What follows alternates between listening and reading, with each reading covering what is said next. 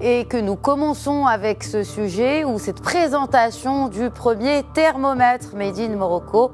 C'est un sujet signé Sana Yassari.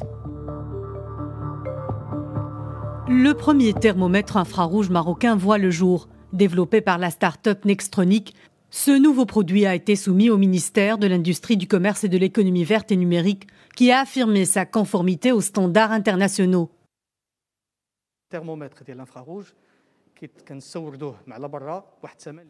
Le Maroc importait jusque-là la totalité des thermomètres infrarouges à un prix élevé. Le prix de vente proposé variait entre 1500 et 2000 dirhams. En ces temps de crise sanitaire, nous nous sommes mobilisés pour ce projet, parallèlement aux différents efforts nationaux visant à enrayer la propagation du Covid-19. Il s'agit d'un produit 100% marocain, conforme aux normes en vigueur et à un prix compétitif.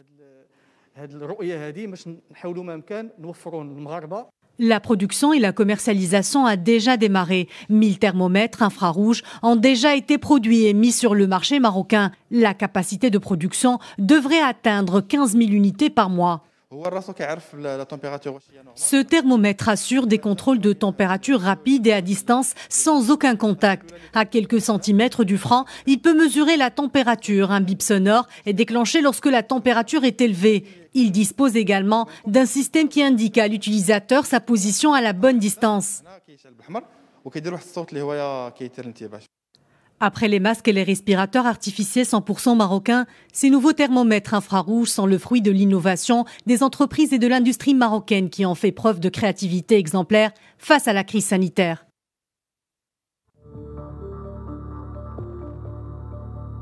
Et nous venons de le voir dans ce reportage, il est avec nous par Skype depuis Casablanca. Mohamed Ben Ouda, bonsoir. Bonsoir Khadija.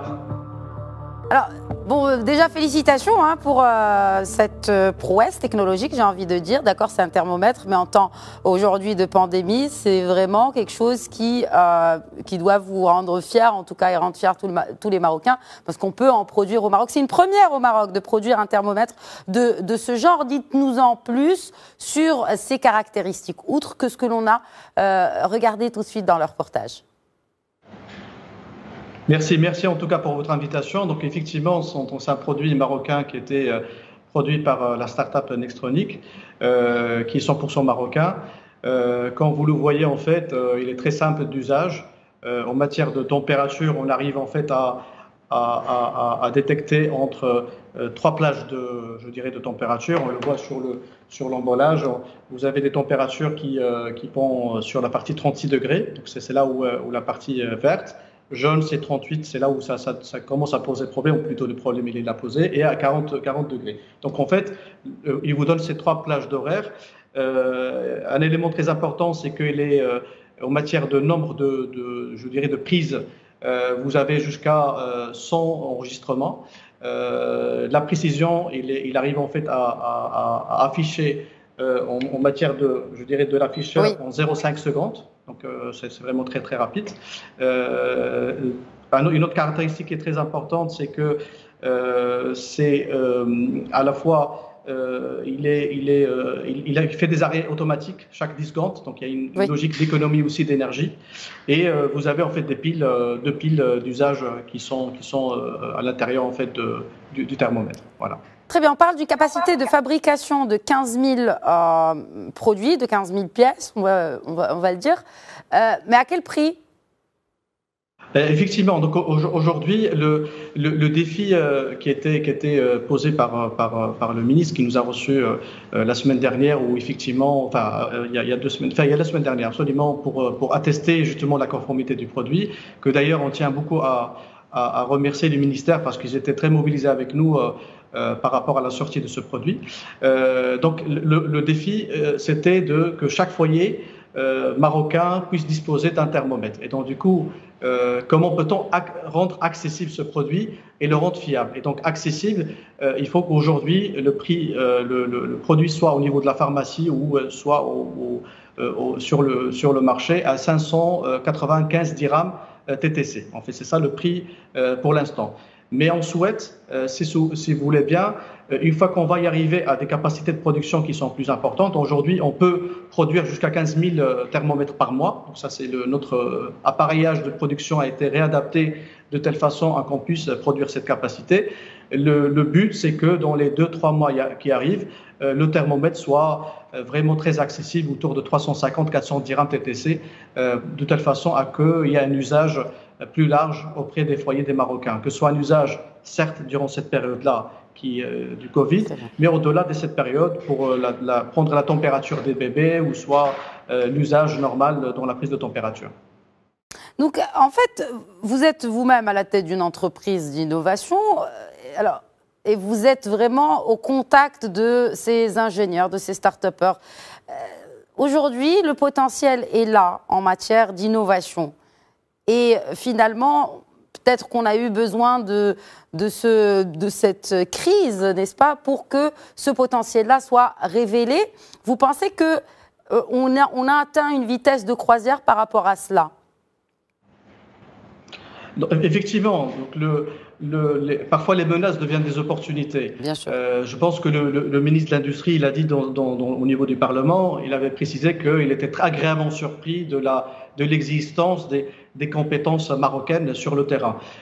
Et ça, on le voit parce que d'ailleurs, on doit saluer beaucoup l'effort des autorités sur cette capacité de gestion de cette période. Sa Majesté, que Dieu l'assiste, a mis vraiment la santé aux préoccupations de sa vision et a donné le cap pour pouvoir justement mobiliser les compétences marocaines, et on l'a su. C'est que la solution, ou plutôt la reprise économique ou le repense du nouveau modèle de développement passera absolument par des compétences marocaines. Et comme vous l'avez bien cité, aujourd'hui, effectivement, je gère une société d'investissement qui prend des participations dans des sociétés, dans des startups, dans Nextronic. Bon, il y a d'autres aussi startups.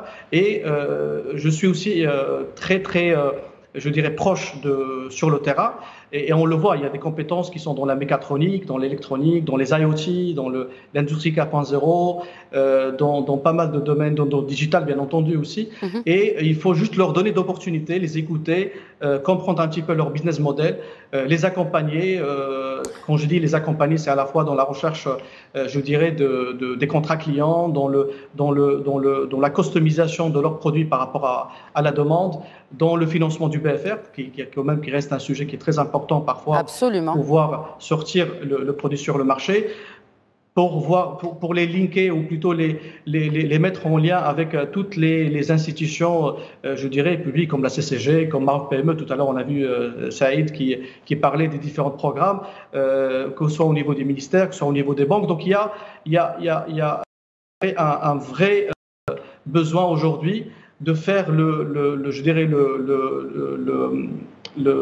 link, ou plutôt la mise en relation entre ces startups, à la fois avec les donneurs d'ordre, à la fois avec les institutions financières, à la fois les institutions publiques, de telle façon à les accélérer et surtout les monter en compétences. Parce que c'est très important. Oui, vous avez parlé d'opportunités en temps de crise.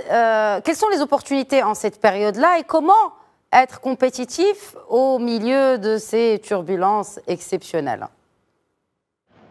Les opportunités déjà dans la partie médicale. Aujourd'hui, vous l'avez vu, on a sorti le thermomètre, mais on est en train de travailler sur l'oxymètre, on est en train de travailler aussi sur les machines de respiration, on est en train de travailler sur des valises de télémédecine. Donc dans le domaine médical, il y a des vraies opportunités, que ce soit certes pour le marché local, mais le marché local reste un marché, je dirais, modeste. Donc il faut tout de suite s'orienter vers l'international, s'orienter vers l'export pour pouvoir atteindre soit l'Europe, l'Amérique latine ou l'Afrique, bien entendu, pour renforcer notre leadership qui a été insufflé par Sa Majesté, qu'on aille vers cette direction africaine. Donc il y a le secteur médical. Il y a aussi des opportunités qui se présentent dans les services en ligne. Aujourd'hui, le e-commerce se développe de plus en plus. On l'a vu, sans citer les noms des entreprises, qu'ils ont été agiles, réactifs, réadapter leur business model pour pouvoir, je dirais, offrir des produits accessible et adaptable. Alors justement, Mohamed Ben Ouda, une question d'un internaute va exactement dans le sens de ce que vous êtes en train de nous expliquer. Il se demande si l'innovation était liée aux besoins des consommateurs et qu'elle peut être plus fructueuse quand on investit sur les attentes futures. Avez-vous des programmes de recherche et développement futuristes, en tout cas, ou peut-être orientés vers le futur, vers l'avenir? Justement, c'est-à-dire aujourd'hui, lorsqu'on parle de l'innovation doit être orientée à usage. C'est-à-dire qu'il y a quand même un marché, qu'il y a des besoins. C'est-à-dire à partir des besoins qu'on doit absolument repérer, je dirais, les attentes du marché et être très agile. Alors quand je dis très agile, c'est-à-dire mettre en place rapidement, c'est-à-dire designer et prototyper le produit, d'accord, dans un laps de temps assez court, rapidement le tester avec une première série et ensuite le mettre sur le marché. Donc aujourd'hui, de plus en plus, le time to market va se raccourcir davantage. Et donc pour pouvoir se raccourcir davantage, il faut absolument que le monde, je dirais, de la recherche, de l'université, soit très proche avec le monde de l'entreprise. C'est-à-dire on ne peut pas se permettre aujourd'hui de rester dans un moment où on doit faire 6 mois de cadrage, de conception, et ensuite 6 mois de test, et ensuite 6 mois de mise, je dirais, à disposition du produit sur le marché. Aujourd'hui, le cycle doit se raccourcir, et il pourra se raccourcir pour la mise en relation de ces je dirais, acteurs autour d'un cluster ou d'un écosystème de recherche et d'innovation qui doit être orienté usage vis-à-vis le marché, je dirais, extérieur. Merci beaucoup, Mohamed Ben Ouda, d'avoir répondu à nos questions. Merci à vous, merci pour votre invitation. Voilà, c'est la fin de Questions Écho. Je rappelle que vous pouvez toujours interagir avec nous via le hashtag Questions Écho. Je vous donne rendez-vous pour ma part demain, Inch'Allah, à 21h pour un nouvel épisode. D'ici là, restons vigilants et prenez bien soin de vous.